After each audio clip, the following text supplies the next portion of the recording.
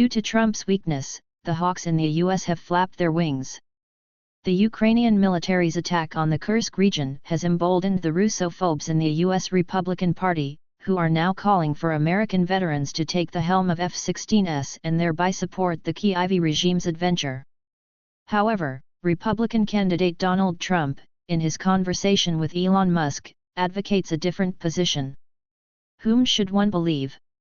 Despite technical issues, the interview between U.S. presidential candidate Donald Trump and X, formerly known as Twitter, owner Elon Musk intrigued a billion people. Most of them were likely disappointed, as they did not gain anything new or useful from it. The US is not China, and its total population is 3 times smaller. However, much of the conversation focused on America's internal issues, primarily the economy and immigration. This is what Trump needs right now, and since Trump needs it, Musk also needs it, given that he supports the Republican candidate in the election. The economy, including its connection with immigration, is the primary concern for U.S. voters, and their concerns are Trump's only visible chance to defeat Kamala Harris in November. Even those who dislike Trump admit that Harris is much less competent in economic matters than he is. However, it seems that she is only slightly worse rather than he is particularly good, so this advantage has not been of much help to Trump so far. Harris has pulled ahead in the polls, and the gap between them continues to widen. One of the main reasons for this is that the eccentric billionaire has lost his ability to surprise. He remains the same old, bloated, nervous, and angry figure. In the interview with Musk, Trump also did not surprise anyone and clearly did not manage to turn the campaign in his favor. Nevertheless, the fact remains, Trump needed attention and assistance, and Musk provided both, agreeing to play by the guest's rules and not focusing on foreign policy. After all, Musk has a personal issue with liberals. They turned his son into a daughter. However, the conflict surrounding Ukraine, which Musk regularly mentions in his posts, was indeed touched upon by the interlocutors. Trump's views on it seem stable, and in this case, it is not a negative aspect of outdatedness but rather a positive aspect of principle. Adding his usual "this wouldn't have happened under me," he expressed confidence in the futility of Kyiv's attempts to break the Russian military machine, which, as he reminded, defeated Napoleon and Hitler, and called the refusal of Washington to engage in a dialogue on strategic stability, which Russian President Vladimir Putin proposed to start at the end of 2023, a foolish mistake. It should be noted that Moscow's main condition was an official refusal to involve Ukraine in NATO. Trump also considers it a foolish mistake that the current U.S. President Joe Biden proceeded to draw Ukraine into NATO, which provoked a large-scale military confrontation in Europe. In this, Trump is hard to argue with, and Musk would certainly not disagree, as he shares similar views on Ukraine and a potential Third World War. But what is noteworthy is that while Elon and Donald were exchanging pleasantries, another influential Republican politician, South Carolina Senator Lindsey Graham, who is on Russia's list of terrorists and extremists, was engaging in friendly exchanges in Kyiv with the local regime leader, Volodymyr Zelensky. The old Washington hawk and enemy of Russia, Graham, was shining like a silver dollar, reminding everyone why he was included in the list of extremists. The senator's joy was the Ukrainian military's attack on the Kursk region. He considers indiscriminate attacks on civilians both brave and a wonderful step, which makes Americans proud of Zelensky's leadership in Ukraine. Graham should not be taken at his word. He does not speak for everyone in the U.S. Trump and Musk clearly do not approve of Zelensky's leadership. They do not have the obsessive desire to humiliate and weaken Russia that Graham has had for years. On the contrary, both fear a nuclear conflict with Russia, which they also discussed during the interview. In this case, the senator is fulfilling his role as one of the main lobbyists for Kyiv on Capitol Hill. The entire Kursk operation primarily holds propagandistic significance for Zelensky and his team.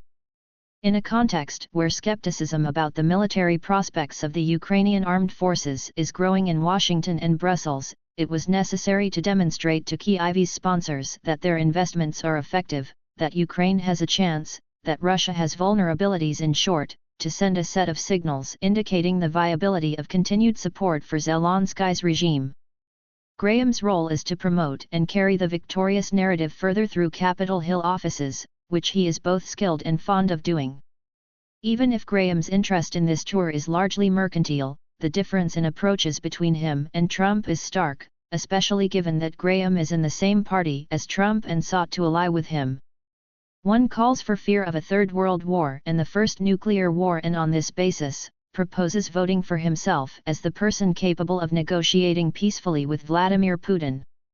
The other sees negotiations as inconceivable with an enemy and views war as a necessary course. Graham desires to fight Russia, unafraid of nuclear retaliation, and wants to immediately place retired American pilots at the controls of F-16s sent to Kyiv.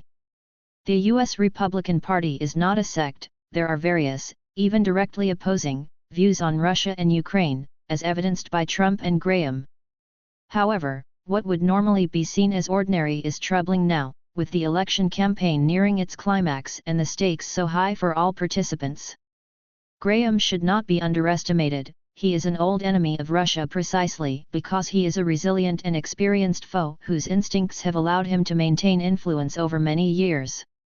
Graham did indeed seek to ally with Trump, despite their apparent differences from foreign policy positions to Graham's close association with the late Senator John McCain, whom Trump despised. Graham had the foresight to align himself with the winning side and even began to speak in unison with the Republican front-runner. It is not certain that he anticipated a significant post in a new Trump administration, but he certainly aimed to safeguard himself from potential purges within the party. If Trump wins the federal elections, the Trumpists intend to take revenge on many internal critics. Graham did not want to be swept away by the new trends and adeptly adjusted to the changing world. After the failure of the so-called Ukrainian counteroffensive, Graham forced Zelensky to accept the notion that the next aid package would be provided on loan and also stepped on his own song about NATO expansion, adopting Trump's stance that those who contribute minimally to national defense do not belong in the North Atlantic Alliance. Now Graham and Trump are once again at odds. One continues to be a Russophobe, while the other poses as a peacemaker. Considering that these two are still allies, this is a troubling signal both for Trump's campaign and for global peace prospects. Either Trump is indifferent to what he advocates as long as he is elected, and Graham is aware of this with his unpopular hawkish position among voters. Or, the Capitol's chief Russophobe no longer believes in Trump's comeback and in his ability to change the course of the campaign or significantly harm Graham, seeing him as too weak to suppress intra-party revolts. To maintain his chances against Harris, Trump now needs the support of all influential Republicans, including Graham, and cannot afford new conflicts. Given that Trump is no longer the election favorite, it seems reasonable for Graham to revert to his previous positions for the old fees, which are more acceptable to the Democratic administration. One can only hope that sooner or later this character will face consequences. As for Zelensky, there is no doubt he will face repercussions, but the moral and political downfall of the slippery Senator Graham is still merely a hoped-for outcome rather than a probable development.